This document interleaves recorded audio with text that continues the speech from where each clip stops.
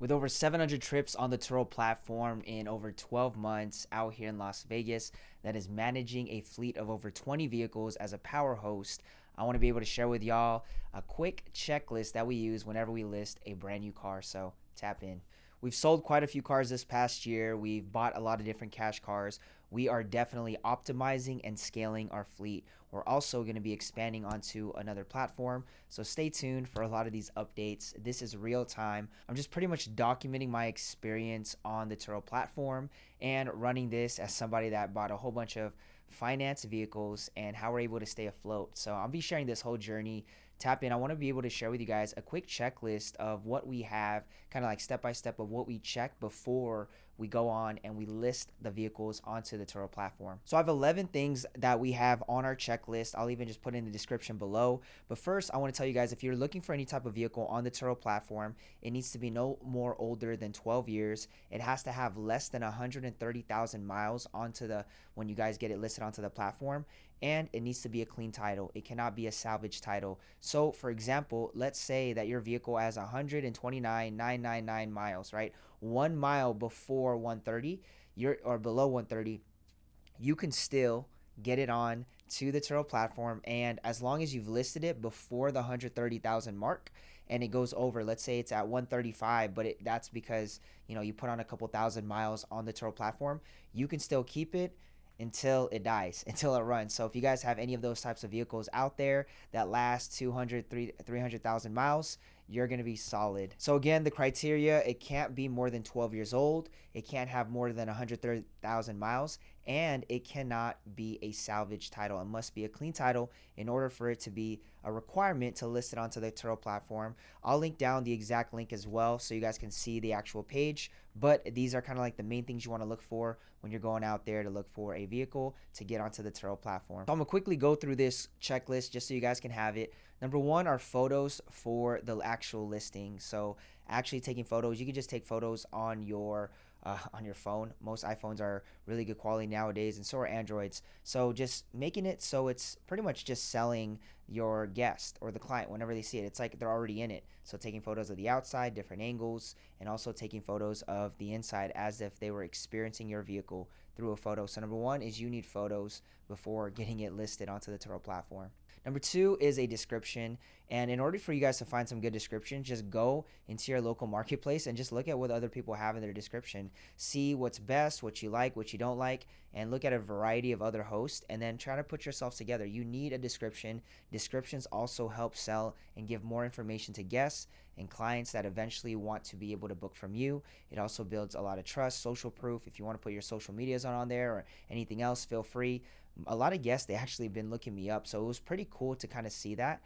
So make sure you guys have a legit description before you list your vehicle onto the Turo platform. Number three, I always want to make sure that I have a spare key. I've had several times where we didn't have a spare key for two of our cash cars and it didn't go well. Okay, we had to do a whole little swap and it was just so much work. Instead of us taking the spare key, going, unlocking it, and then allowing them to get the car back, we always want to make sure there's a spare key when we're renting out our vehicles. Four, I want to make sure that the car got maintained and it is getting oil changed. Okay, so we're always checking to make sure that the oil is good, oil levels are good before we list it onto the Turo platform. Five, you want to make sure that all the fluid flushes are good. For example, we look at transmission, coolant. Okay, you want to make sure that your flushes are good, that it's flushed out so that it's fresh and it's ready to drive and it's going to last long for the Turo guest. Number five is we look at all the fluids and make sure they are flushed. Six, I want to make sure that there's no engine lights on. Okay, check engines or anything on the engine dashboard. If you have that and Turo sees that in the pre-check-in, it's not going to be good for you and it's going to count a lot of stuff against you and it'll put the car on restricted. You want to make sure that there's no engine, and actually Turo, it's part of their policy that we shouldn't have anything on the dashboard that has any warning signs. It must be clear, cleaned out, so make sure that you have no check engine signs on the dashboard. Number seven is you want to make sure that your air filters are changed. We always got to make sure that it's so cool because we go to Valvoline to get all our stuff done right down the street, and they're great at always checking stuff like all this stuff, right? They're really good. So if you don't know too much about cars, great place, but they're always checking our air filters and they're up front. They're like, hey, this is what it looks like. Here's a new one, boom. So make sure you guys check your air filter. Number 8 is you want to make sure that you're checking your batteries, okay?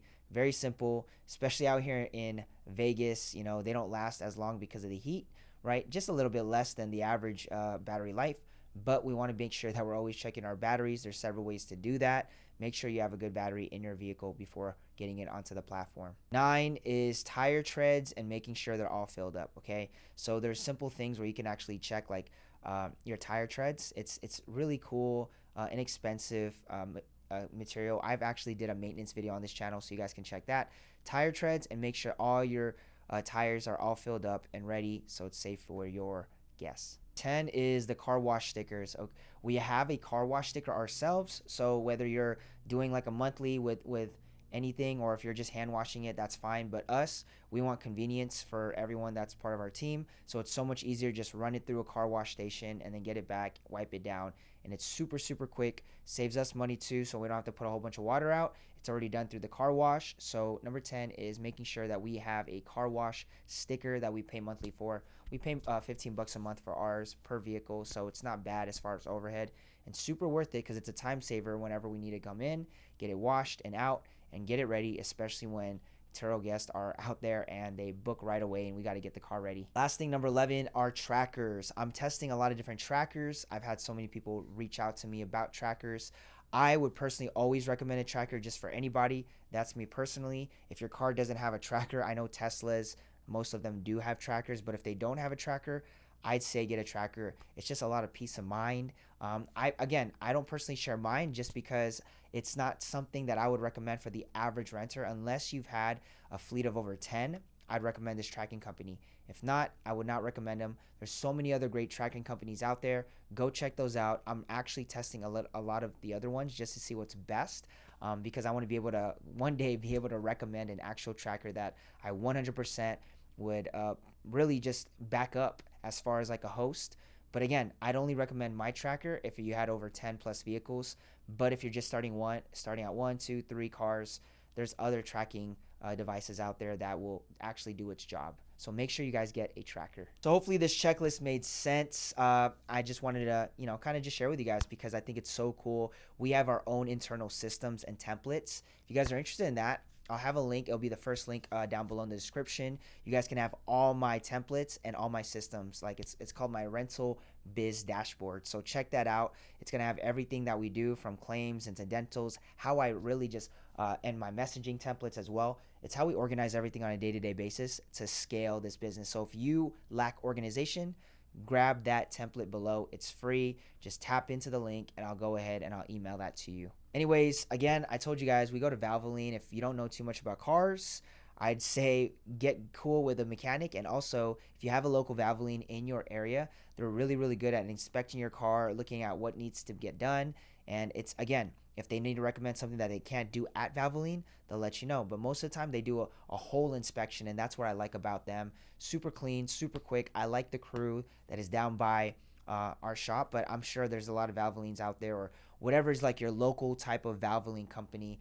I would really recommend them if you guys need all these inspections done before you list your vehicle onto the Turo platform. You want to make sure it's safe and that you have less headaches, so you're not having to deal with renters having to go through certain road bumps and whatnot. So you don't want that. You want to make sure they get to A to B, you get good ratings, good 5 stars, and you're going your biz. Thanks so much, y'all. Tap into this channel if you guys enjoy this kind of content. I share a lot about marketing, entrepreneurship, investing. I'm also sharing a lot about the Turo space because so many people ask about it. Super cool. I just did a video on a day in the life of a Turo power host out here in Las Vegas.